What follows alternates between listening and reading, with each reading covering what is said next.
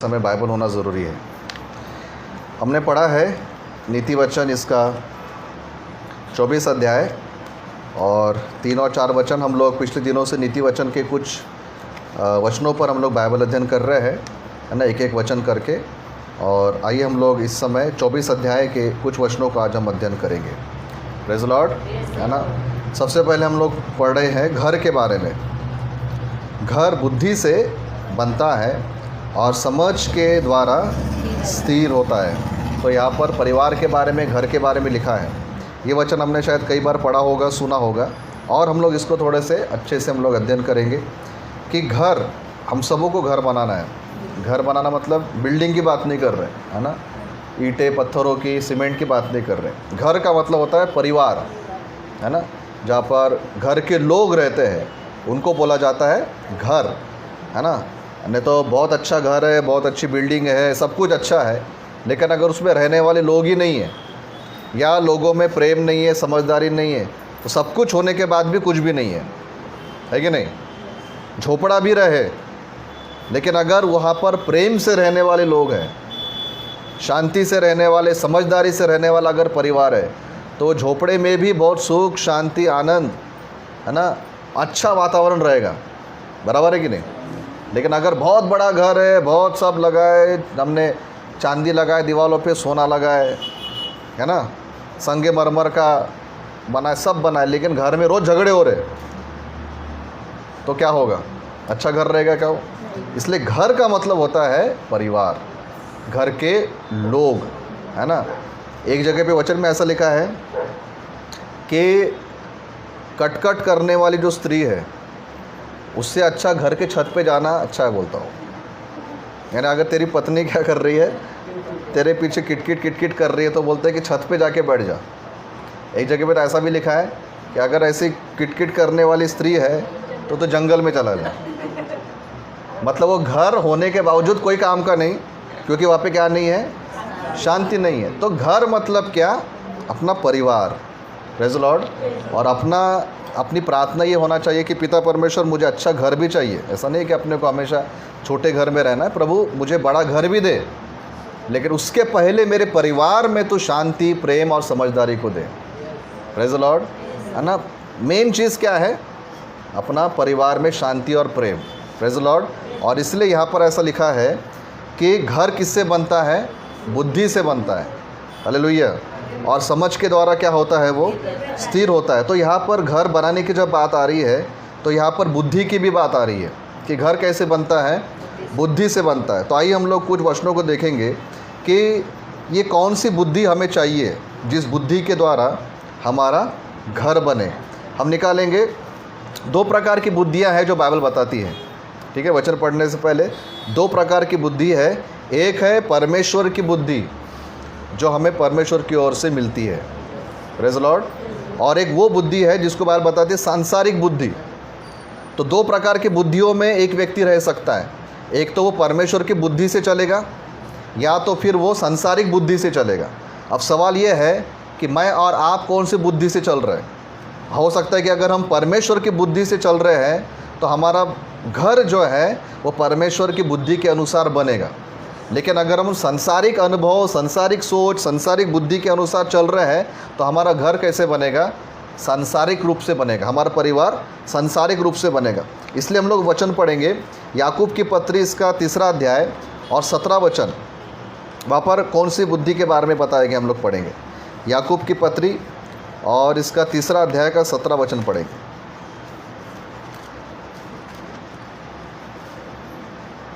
याकूब 3:17।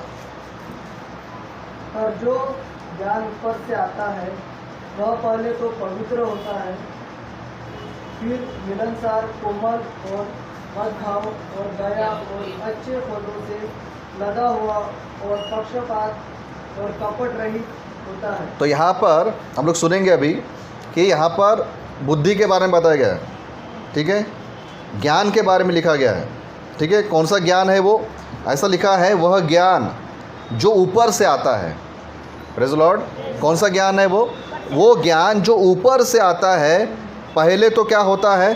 पवित्र होता है, मिलनसार होता है, कोमल होता है, मृदु भाव और दया और अच्छे फलों से लदा हुआ होता है, और पक्षपात और कपट उसमें नहीं होता। इस ज्ञान की ज़रूरत है हमें परमेश्वर के द्वारा मिले, ताकि हम लोग हमारे घर को बना सके। Praise the Lord. यह है परमेश्वर का ज्ञान, यह है परमेश्वर की बुद्धि। तो यहाँ पर कौन सी बातें आई है? वो पवित्र है। हमारा घर चलाने के लिए हमको पवित्र रहना चाहिए, हमारे मन में पवित्रता होना, अशुद्धता नहीं होना। हालेलुया, है ना। मिलनसार का मतलब होता है कि सबके साथ मिल के रहना। अपने परिवार के सदस्य कैसे चाहिए? सबके साथ मिलकर चलने वाले। हालेलुया। अगर परिवार के लोगों के साथ ही अगर अच्छा संबंध नहीं रख रहे, बातचीत नहीं कर रहे, प्रेम नहीं कर रहे, है ना, सुख दुख में अगर मिलजुल नहीं रहे हैं, तो परिवार किस काम का? परिवार के लोग कैसे होना? मिलनसार। हालेलुया।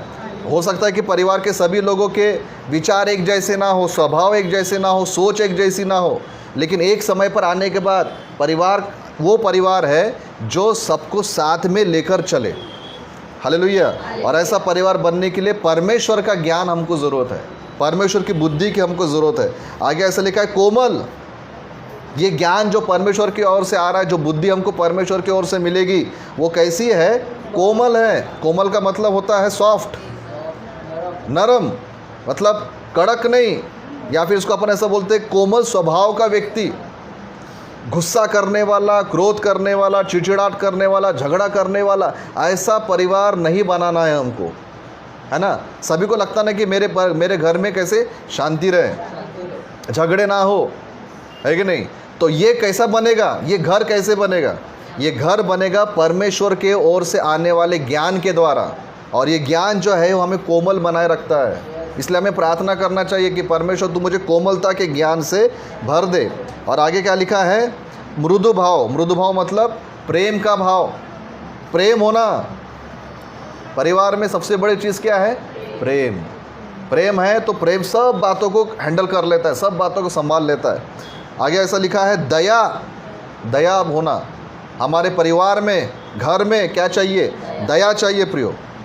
एक दूसरे अगर कोई परेशान है तो उस पर दया होना। हम लोग ये नहीं बोल सकते कि तू तेरा देख ले, मैं क्या करूँ, तूने किया है। लेकिन परिवार होने के नाते एक दूसरे पर दया दिखाना। कई बार ऐसा हो जाता, मालूम है क्या, कि बाहर के लोगों को दया दिखाना आसान हो जाता है, लेकिन घर के लोगों को नहीं दिखाएंगे, परिवार के लोगों को नहीं दिखाएंगे। दोस्तों में दिखा देंगे, मित्रों में दिखा देंगे, लेकिन परिवारों में दया नहीं दिखाएंगे। लेकिन पर बाइबल क्या बताती है हमको? ऐसा ज्ञान होना, उस ज्ञान के द्वारा, उस बुद्धि के द्वारा हम ऐसा परिवार बनाएं जहाँ पर क्या है?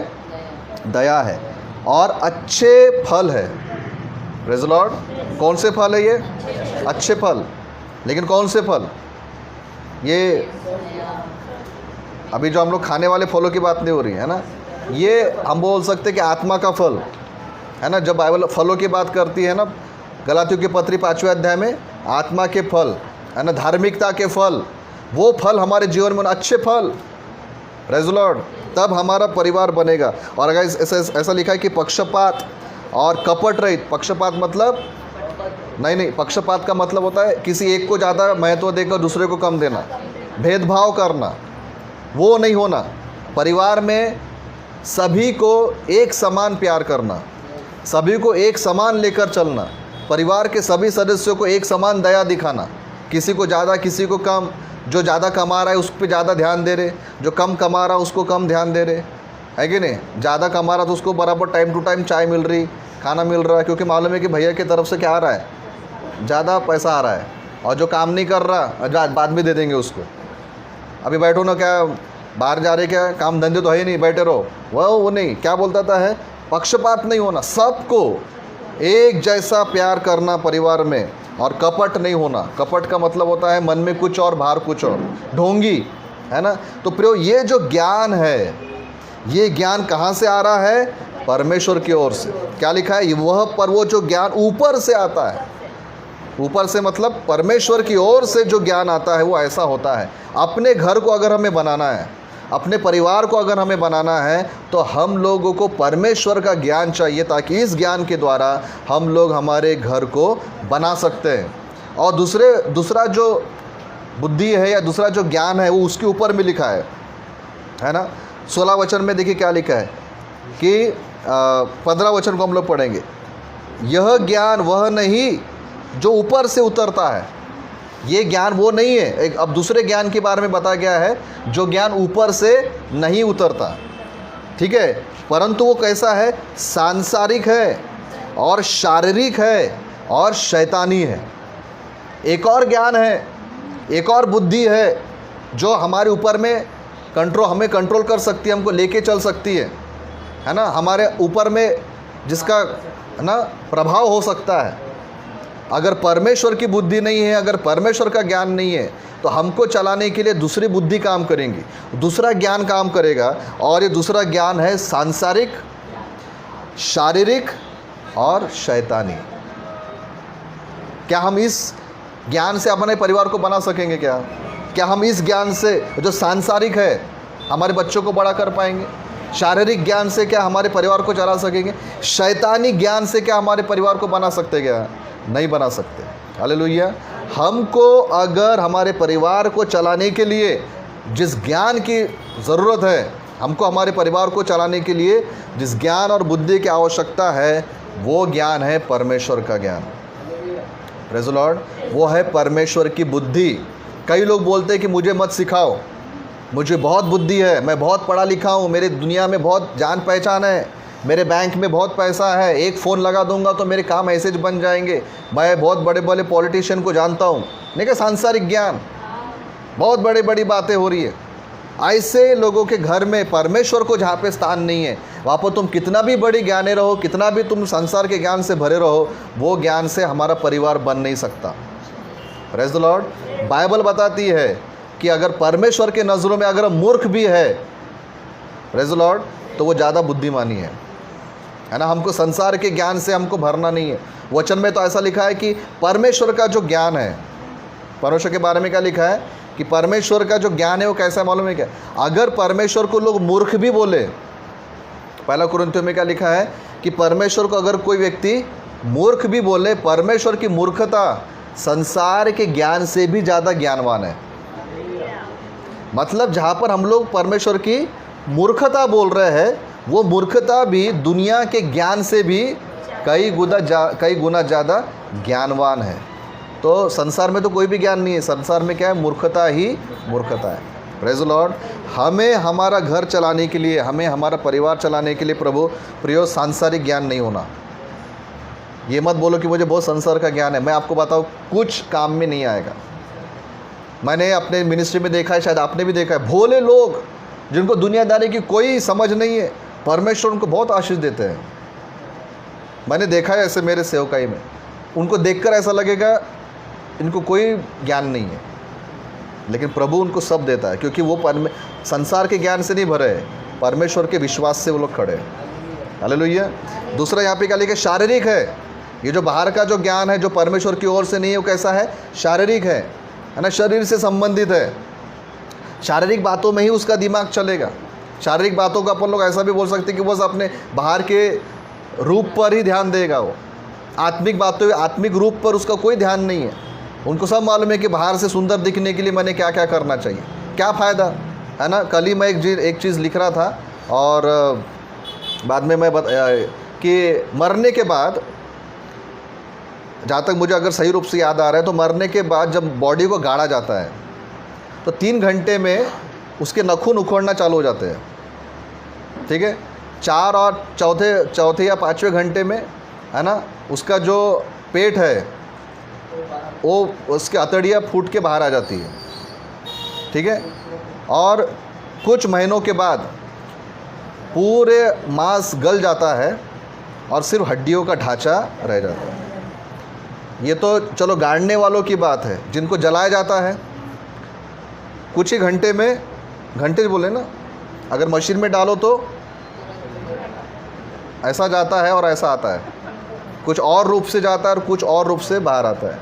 कितना समय लगता है हमारे इस बॉडी को सड़ने के लिए, जलने के लिए? कुछ भी नहीं। और सबसे ज़्यादा ध्यान हमारा यहीं पे रहता है, मैं कैसा दिखता हूँ, मेरे बाल कैसे हैं, मेरा रंग कैसा है, मेरा काला पड़ गया मैं, है कि नहीं, वो ब्लैक हो हेड्स हो गए, वो क्या लगाओ। आजकल मेकअप सबसे ज़बरदस्त बिजनेस जो कभी बंद नहीं पड़ सकता वो है कॉस्मेटिक्स का बिजनेस। मतलब जो चेहरे पे लगाने का जो भी है ना, बॉडी को लगाने का जो भी है, वो धंधा कभी बंद नहीं हो सकता। 800 रुपये की क्रीम लेने के लिए लोग आगे पीछे नहीं देखते। पगार होगा 1000 रुपये, लेकिन क्रीम लगानी है उनको 800 रुपये की। मतलब कहने का मतलब लगाओ, आपको लगाना है लगाओ, अपने को कोई टेंशन नहीं है, लगाओ। लेकिन पॉइंट ये है कि जो थोड़े ही समय में नाश हो जाता है उसके पीछे हम लोग कितना टेंशन लेते हैं। लेकिन जो हमारी आत्मा है, जो सदा काल के लिए रहने वाली है, उसके लिए हम लोग कितना कम सोचते हैं। इसलिए ये जो ज्ञान है, ये शारीरिक ज्ञान, ये हमारा घर नहीं बना सकता। Praise the Lord. आगे क्या लिखा है, वो ज्ञान कैसा है? शैतानी है। ये जो ज्ञान परमेश्वर की ओर से नहीं आ रहा तो बराबर है ना, जो ज्ञान हमें परमेश्वर नहीं दे रहा तो दूसरा ज्ञान तो शैतान की ओर से ही आने वाला है। अगर हम परमेश्वर के ज्ञान से नहीं भरे हैं तो हमारा परिवार जो है वो शैतान बनाएगा। शैतान हमको आइडिया देगा, ऐसा कर वैसा कर, ये कर वो कर। अगर हम लोग टीवी देखें ना तो टीवी में जितने भी सीरियल है, अभी मैं तो अभी देखता नहीं, लेकिन पहले देखता था जब छोटे थे तो ठीक है। लेकिन आइडिया तो आ गया कि जितना भी टीवी पे जो सीरियल दिखते ना, पूरे मुझे तो लगता है कि पूरे शैतान उनको चला रहा है। झगड़े है ना, मनमुटाव, तलाक, लफड़े, मरने के बाद कहाँ से फिर से जिंदा हो जाता, फिर से आता, ये कहाँ से इनको आइडिया मिलती? ये पूरे शैतानी दिमाग से बन रही है। और लोग इतने इंटरेस्ट से देखते हैं, टाइम लगा के देखेंगे 9:30 बजे आ रहा है तो 9:30 के पहले खाना पीना नहाना धोना सब तैयार होके 9:30 बजे बैठना ही बैठना है। और उनके लिए तो धन्यवाद हो, प्रभु का नहीं बोलेंगे, लेकिन उनके वो तो बोलते हैं कि धन्यवाद हो, आज नहीं दिखा तो बाद में फिर से कल दिखेगा, छोड़ते नहीं। लेकिन शैतानी चल रहा है ये सब, है ना। और इससे क्या बन रहा है मालूम है क्या? लोग उससे आइडिया सीखते हैं कि हमारे परिवार के लोगों को हम लोग कैसे हैंडल कर सकते हैं, वो आइडिया देता है लोगों को। प्रियो, ये सब जो ज्ञान है ये परमेश्वर की ओर से नहीं है, ये ज्ञान ऊपर से नहीं आ रहा है। ये ज्ञान के बारे में बाइबल बताती है ये सांसारिक ज्ञान है, ये शारीरिक ज्ञान है, ये शैतानी ज्ञान है। इससे मेरा और आपका परिवार नहीं बनेगा। बाइबल बोलती है कि बुद्धि से घर बनता है। आमीन।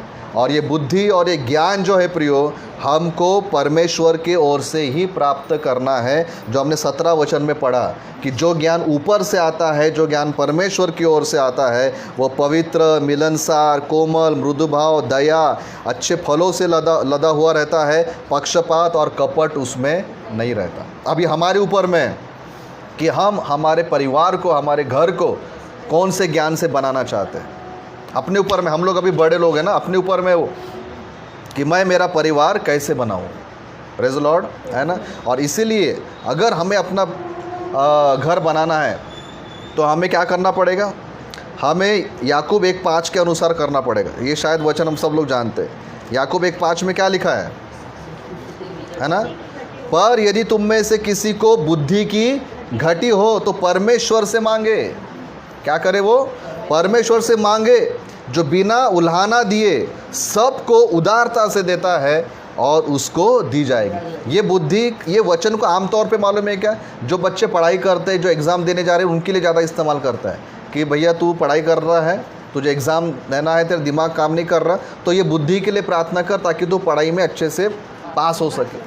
लेकिन ये बुद्धि का जो ज़रूरत है, ये सिर्फ पढ़ाई करने वाले बच्चों को नहीं है, ये बुद्धि की ज़रूरत सबको है। हमारे परिवार, मैं पिता होने के नाते, पति होने के नाते, आप लोग जो भी अपने परिवार में आप सबों को बुद्धि की ज़रूरत है। Praise the Lord. और हमें इस वचन के अनुसार ये प्रार्थना करना पड़ेगा कि परमेश्वर मेरा परिवार चलाने के लिए मुझे तेरी बुद्धि दे, तेरा ज्ञान दे, है ना। याकूब 3:17 के अनुसार वो सारी बातें, वो बुद्धि से मुझे भर दे ताकि मैं तेरे बुद्धि से भर के, तेरे ज्ञान से भर के मैं मेरे परिवार को चला सकूं। अगर हम लोग परमेश्वर की बुद्धि से अपने परिवार को चलाएंगे ना तो हमारे बच्चों के लिए प्रार्थना करवाने की ज़रूरत नहीं पड़ेगी। वो बिगड़ रहे, वो बहक रहे, बुरी आदतों में जा रहे, उससे नहीं, क्योंकि ठीक है प्रार्थना करना ज़रूरी है, मैं ये नहीं बोल रहा कि प्रार्थना नहीं करना चाहिए, लेकिन वो नौबत ही नहीं आएगी जब हमने पहले से ही उनको परमेश्वर की बुद्धि से चला लिया, पहले से ही परमेश्वर के ज्ञान से अपने अपने परिवार को बना दिया, तो वो प्रार्थना करने की ज़रूरत क्यों पड़ेगी क्या? प्रार्थना करने की ज़रूरत इसलिए पड़ती है क्योंकि उनको वो उस तरीके से अपन ने चलाया नहीं, बनाए नहीं। अपने परिवार को वैसे बनाना पड़ेगा, और ये अपने आप नहीं बनता, परमेश्वर ने अपनी ओर से हमें बुद्धि दिया है, अब उस बुद्धि के अनुसार चलने की जिम्मेदारी हमारी है। प्रेज़ द लॉर्ड, है ना। और इसलिए यशाया इसका 11वां अध्याय और 3 वचन में पवित्र आत्मा के विषय में हमें ये पढ़ने को मिलता है। यशाया और इसका 11वां अध्याय, और यहाँ पर 2 और 3 वचन को हम लोग पढ़ेंगे कि यहोवा का आत्मा बुद्धि और समझ का आत्मा, युक्ति और पराक्रम का आत्मा, ज्ञान और यहोवा के भय का आत्मा उस पर ठहरा रहेगा, और उसको यहोवा का भय सुगंध सा भाएगा। ये जो भविष्यवाणी है, ये प्रभु यीशु मसीह के बारे में भविष्यवाणी किया था कि किस प्रकार से प्रभु यीशु मसीह पवित्र आत्मा से भरे हुए रहेंगे। लेकिन यहाँ पर हमको पवित्र आत्मा के विषय में क्या पढ़ने को मिलता है कि पवित्र आत्मा कैसा आत्मा है मालूम है क्या? उसमें क्या क्या है? आज के वचन के अनुसार उसमें बुद्धि भी है, उसमें समझ भी है। हालेलुया। पवित्र आत्मा में क्या है? बुद्धि है और समझ भी है। और आज जब हम लोग बुद्धि की बात कर रहे हैं तो हमें पवित्र आत्मा वो बुद्धि देगा कि प्रभु, हम लोग जो बोल रहे हैं ना कि पिता मुझे बुद्धि चाहिए, तो हम जब पवित्र आत्मा से भरेंगे, आमीन, पवित्र आत्मा हमें वो बुद्धि देगा जो हमको हमारा परिवार चलाने के लिए आवश्यक है। इसलिए अपन ने रोज़ यही प्रार्थना करना चाहिए, रोज़ पवित्र आत्मा को समर्पण करना चाहिए, रोज़ पवित्र आत्मा से कहना चाहिए कि पवित्र आत्मा तो मेरे अंदर में है, आज फिर से एक बार मुझे तेरी बुद्धि को ताज़े रूप से भर दे, फ्रेश रूप से भर दे, ताकि मेरे परिवार को मैं तेरी बुद्धि से चला सकूं, संसार के ज्ञान से नहीं लेकिन तेरे ज्ञान से। संसार की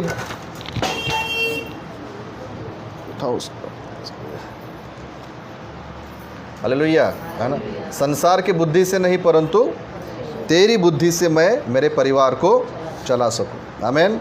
एक और आगे वचन हम लोग पढ़ेंगे, नीति वचन इसका 24 अध्याय और 5 और 6।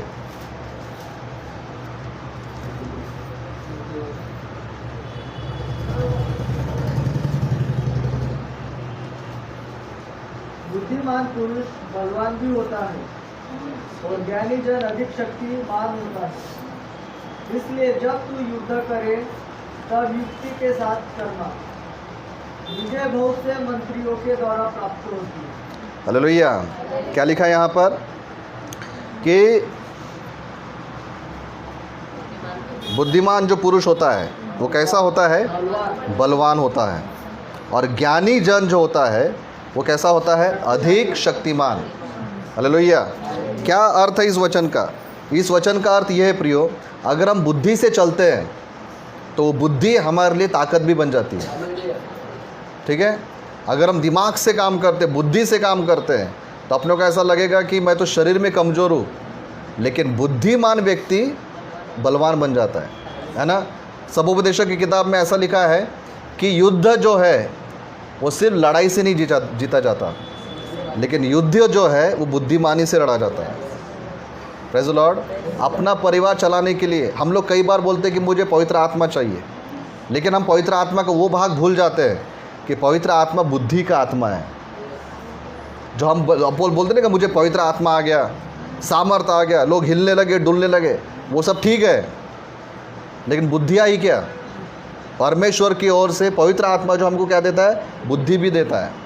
Praise the Lord. और बुद्धि जो बुद्धिमान व्यक्ति जो होता है वो बलवान भी हो जाता है। बुद्धि से वो काम करेगा तो ऐसा लगेगा कि दिखने में तो एकदम कमज़ोर है, लेकिन उसका बुद्धि ऐसी काम कर रही है, पवित्र आत्मा के द्वारा दी गई बुद्धि ऐसे काम कर रही है कि वो बलवान दिखाई देता है। और इसलिए क्या कहते हैं 6 वचन में, इसलिए जब तू युद्ध करे तब तू युक्ति के साथ करना। जब तू क्या करे? युद्ध करे तो युक्ति के साथ करना, विजय बहुत से मंत्रियों के द्वारा प्राप्त होती है। यहाँ पर जब ये लिखा गया है प्रियो कि हमें युद्ध, जब तू युद्ध करे, इसका मतलब ये नहीं है कि बाइबल में हमको परमिशन दिया गया है कि हम लोग लड़ाई कर सकते हैं। तो आप ये मत बोलना कि मैं घर जाऊँगा और वहाँ पर मैं क्या करूँगा? युद्ध करूँगा। क्यों? बाइबल में लिखा है। और पूरे दिमाग से लड़ाई करूँगा, ये उसकी बात नहीं है। Praise the Lord. वो ज़माने में राजा लोग, नीति वचन लिखने वाला सुलेमान राजा था ना, तो उस ज़माने में लड़ाइयाँ होती थी। लेकिन इसमें से हम लोग ये बात ये सीख सकते हैं कि जो भी हमको काम करना है, जो भी काम करे वो कैसे काम करे? युक्ति के साथ करे। युक्ति का मतलब होता है प्लानिंग। जो भी हमें काम करना है वो कैसे करना है? प्लानिंग के साथ। चाहे हमको हमारा घर चलाना है, पैसा बचाना है, खर्चा करना है, कलीसिया में अगर हमको सेवकाई करना है, कोई भी काम करना है, वो बाइबल बताती है कि तू युक्ति मतलब योजना बनाकर प्लानिंग के साथ तू करना। बिना प्लान किए कोई भी काम तू मत करना। Praise the Lord. कई बार लोग बोलते हैं कि नहीं मुझे को पवित्र आत्मा ने अगुवाई किया है। ठीक है, पवित्र आत्मा ने अगुवाई किया है, लेकिन बाइबल जो है प्रियो, बाइबल और पवित्र आत्मा ये दोनों साथ साथ काम करते हैं। पवित्र आत्मा कभी भी बाइबल के बाहर जाकर हमको काम करने के लिए नहीं बताएगा। Praise the Lord.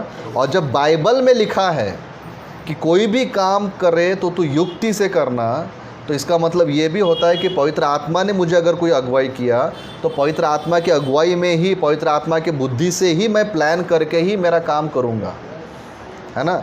एक वचन हम लोग लूका में पढ़ते हैं, इसका 14वां अध्याय, लूका रचित सुसमाचार, इसका 14वां अध्याय और 28 और 30 वचन में प्रभु यीशु मसीह ने यहाँ पर एक बात सिखाई है जो एक्चुअली चेला बनने के विषय में है। किसके विषय में है? चेला बनने के विषय में। लेकिन एक बात हम लोग उससे सीख सकते हैं। लूका इसका 14वां अध्याय 28 वचन में ऐसा लिखा है कि तुम में से कौन है जो गढ़ बनाना चाहता हो और पहले बैठकर खर्च न जोड़े कि पूरा करने की सामर्थ उसमें मेरे पास है कि नहीं। कि ऐसा ना हो कि जब वो नींव डाल ले पर तैयार न कर सके तो सब देखने वाले ये कहकर उसे थट्टे में उड़ाने लगेंगे, यह मनुष्य बनाने तो लगा पर तैयार न कर सका। है ना। क्या उदाहरण दिया गया है कि अगर कोई व्यक्ति कोई घर बनाना चाहता है तो पहले बैठकर अगर वो खर्चा जोड़ेगा नहीं, कितना लगेगा, बिना सोचे समझे अगर उसने फाउंडेशन डालने के लिए गड्ढा खोद दिया, घर खोल दिया, ठीक है, और बाद में पता चला कि मेरे पास में उतना अमाउंट ही नहीं है, तो लोग बोलेंगे इसने शुरू तो किया था लेकिन ख़त्म नहीं कर। क्या सीखते हैं यहाँ पर? में से सीखने को क्या मिलता है कि भैया अगर तुझे कुछ करना है तो पहले बैठ के हिसाब किताब कर ले, पहले सोच ले, है ना। ये वचन जो है यीशु मसीह के चेला बनने के विषय में है। लेकिन जो प्रिंसिपल हम लोग वहाँ से सीख सकते हैं वो ये कि कुछ भी करने से पहले हमने बैठकर सोचना चाहिए कि हमारा बजट कितना है कि नहीं। Praise the Lord. ये सब बातों के लागू होता है। कोई भी करो, कुछ भी काम करो तो पहला क्या करो? सोचो, प्लानिंग बनाओ। और उसी वचन में जो हमने पढ़ा नीति वचन 24 में, तो वहाँ पर एक और चीज़ आई है कि बहुत से मंत्री लोग, मतलब क्या, जो उसका अर्थ है वो अर्थ ये है कि कोई भी काम करने से पहले हमें लोगों से राय भी लेना चाहिए। मतलब जो उस काम से संबंधित लोग हैं, अपने शायद परिवार के लोग रहे या अगर अपने को कुछ बनाना है तो उस काम से संबंधित जो लोग हैं उनसे क्या करना चाहिए? हमको राय लेना चाहिए, जानकारी प्राप्त करना चाहिए। अपने ही बुद्धि से आगे मत बढ़ो। जिस विषय के बारे में अपने को ज्ञान नहीं है उसके विषय में अपने बुद्धि से चलना मूर्खता है। सेवकाई में भी ये बात लागू होती है। अगर हम लोग सेवा करना चाहते हैं, आगे बढ़ना चाहते हैं ना, लोग बोलते हैं कि हमको आगे बढ़ना है, सेवकाई करना है, करो। लेकिन आपके कलीसिया में जो परमेश्वर के दास लोग हैं, जो सेवक है, उनसे तो पूछो, क्योंकि पहले वो उसमें आ चुके हैं ना, इतने सालों से वो सेवा कर रहे हैं। आजकल ऐसा हो गया कि बहुत आत्मिक बन जाते लोग और बिना पास्टर के अधीनता में रहकर या बिना प्रभु के लोगों से सीख कर उनको ऐसा लगता है कि अगर मैं पास्टर से पूछूंगा तो मतलब घमंड आड़े आ जाता है, आत्मिक घमंड। मैं क्यों पूछूं? मुझको परमेश्वर ने अगुवाई किया है ना। मैं क्यों उनसे राय लूँ? मुझको सब समझता है, मैंने बाइबल पढ़ा है, मैंने किताबें पढ़ी है, मैंने मैंने फेसबुक पे देखा है। वैसा नहीं होता है। अपने जो लोग हैं, अपने कलीसिया के जो लोग हैं, अपन ने उनसे राय लेना चाहिए। मुझको एक बात बताओ, कलीसिया के जो पास्टर लोग हैं, जो सेवक लोग हैं, क्या कलीसिया के लोगों को आगे नहीं बढ़ाना चाहेंगे क्या? उनको तो चाहिए ना लोग साथ में काम करें। तो हम कलीसिया के लोगों ने पास्टर्स पर भरोसा करना चाहिए कि अगर मैं इनको कुछ पूछूंगा तो मुझको हम ये लोग सही जानकारी देंगे, सही राय देंगे, क्योंकि ये अनुभवी लोग हैं, इन्होंने ये काम किया है। Praise the Lord. वैसे ही हम लोग जो भी काम करते हैं, जो भी करना चाहते हैं, तो उस काम से कनेक्टेड जो लोग हैं उनसे हमने राय लेना चाहिए। Praise the Lord. अपने ही बुद्धि से मत करो। इसलिए इसमें 3 वचनों को मिलता है। 24 वचन के 6 अध्याय के 6 वचन में क्या लिखा है कि जब हम लोग राय लेते हैं कई लोगों से, तो हमें सबसे पहले क्या मिलता है? विजय। क्या मिलती है हमको? जय मिलती है। हम लोग हारेंगे नहीं। कोई भी काम हमने हाथ में लिया और हमने लोगों से राय लेकर किया तो हम लोग उसमें हार नहीं सकते। 11 अध्याय का 14 वचन हम लोग पढ़ेंगे। उसी से बुद्धि भी तुझे वैसी ही मीठी लगेगी। यदि तू उसे पा जाए तो अंत में उसका फल भी मिलेगा और तेरी आशा न टूटे। नहीं, 11 अध्याय का 14 वचन, नीति वचन 11-14। जहाँ बुद्धि की युक्ति नहीं वहाँ प्रजा विपत्ति में पड़ती है। मतलब जहाँ बुद्धि से युक्ति का मतलब क्या होता है? प्लानिंग। जहाँ पर बुद्धिमानी से युक्ति नहीं की जाती वहाँ पर जो लोग हैं, जो प्रजा है, विपत्ति में पड़ते हैं, प्रॉब्लम में आ जाते हैं, है ना। और सम्मति देने वालों की बहुतायत से बचाव होता है। मतलब जब अपन लोगों से राय लेते हैं तो उससे क्या मिलता है? सुरक्षा, बचाव मिलता है। आमीन, है ना। अगर हम बिना बुद्धि से काम कर रहे हैं तो वहाँ पर लोगों पर विपत्ति आ जाएगी। लोगों से बिना राय लेके काम करेंगे तो वहाँ पर हमको सुरक्षा नहीं मिलेगी। 15 अध्याय का 22 वचन हम पढ़ेंगे। उसी में 15वां अध्याय और इसका 22 वचन। बिना सम्मति की कल्पनाएं निष्फल होती हैं। निष्फल मतलब असफल, जिसमें कोई फल नहीं लग रहे। Praise the Lord. जहाँ पर सम्मति नहीं ली जाती, जहाँ पर राय नहीं ली जाती, वहाँ पर क्या होता है कि हमने जो कल्पना बनाई है, हम जो सोच रहे हैं वो निष्फल हो जाएगा। उसमें कोई फल, कोई फ़ायदा, कोई लाभ नहीं होगा। इसलिए हमें सम्मति लेना चाहिए। और बहुत से मंत्रियों की सम्मति से बात ठहरती है, बनी रहती है, स्थिर हो जाती है जब हम लोग कई लोगों से राय को लेते हैं। Praise the Lord. इसलिए ज़रूरी है कि हम जो भी काम करें राय ले, पूछो एक दूसरे से, अपने बुद्धि से मत दौड़ो। दूसरों को पूछना, इसमें कोई अपमान की बात नहीं है, कोई ईगो हर्ट होने की बात नहीं, कोई घमंड को बुरा लगने वाली कोई बात नहीं है।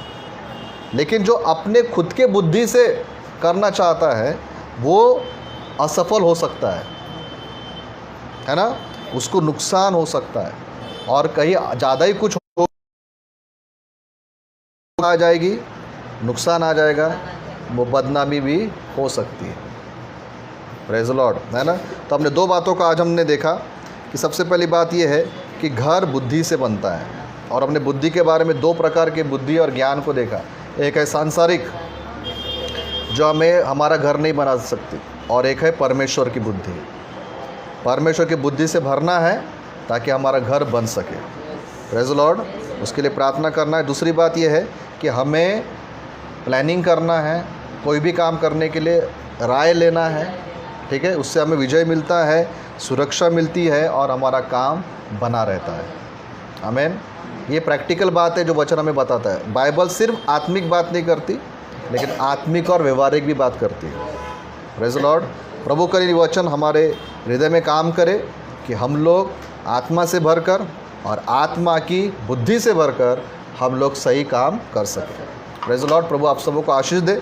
आइए हम लोग अपने स्थान पर खड़े हो जाएंगे और इस समय हम लोग प्रार्थना करेंगे।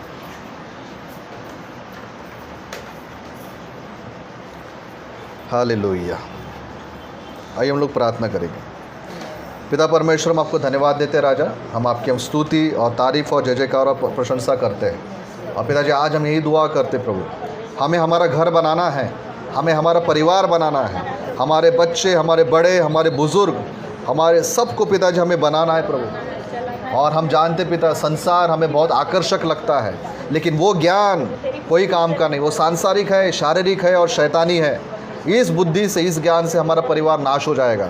लेकिन आज हम पिताजी याकूब 1:5 के अनुसार प्रार्थना करते हैं कि आप हम सबको बुद्धि दीजिए पिता, कि हमारा परिवार और हमारा घर, हमारा व्यक्तिगत जीवन बनाने के लिए ओ परमेश्वर हमें वो ज्ञान चाहिए जो आपकी ओर से आता है, जो पवित्र है, जो कोमल है पिता, जो मृदु भाव का है, जहाँ पे पक्षपात नहीं है, जहाँ पे कपट नहीं है प्रभु जी। ऐसा ज्ञान हमें चाहिए, वो ज्ञान से हमें भर दीजिए प्रभु, ताकि हमारा जीवन बने, हमारा परिवार बने, हमारी कलीसिया बने, हमारे लोग बने, हमारा देश बन जाए प्रभु। आज हम पिता उस ज्ञान और बुद्धि के लिए आज हम प्रार्थना करते हैं, पवित्र आत्मा के ज्ञान और बुद्धि से भरकर हम लोग चलने वाले बने। ओ आप प्रार्थना करते पिता परमेश्वर, हम सम्मति लेने वाले बने, हम घमंड छोड़ दे पिता। हम पिता जी मुझको आता है इस बात को छोड़कर हम एक दूसरे से राय लेने वाले बने। ऐसी बुद्धि और ऐसी समझ, ऐसी नम्रता को आज हम मांगते पिता। आज हम जितनों ने भी पिता वचन सुना है, प्रार्थना किया है, हम हर एक को आपके हाथ में सौंपते हैं। हर एक को ब्लेस करे और सहायता करे पिता। हम आपको धन्यवाद करते हैं और धन्यवाद के साथ प्रार्थना उद्धार करता हमारे जीवित और सामर्थ्य प्रभु यीशु मसीह के नाम से हम मांगते हैं, आमीन।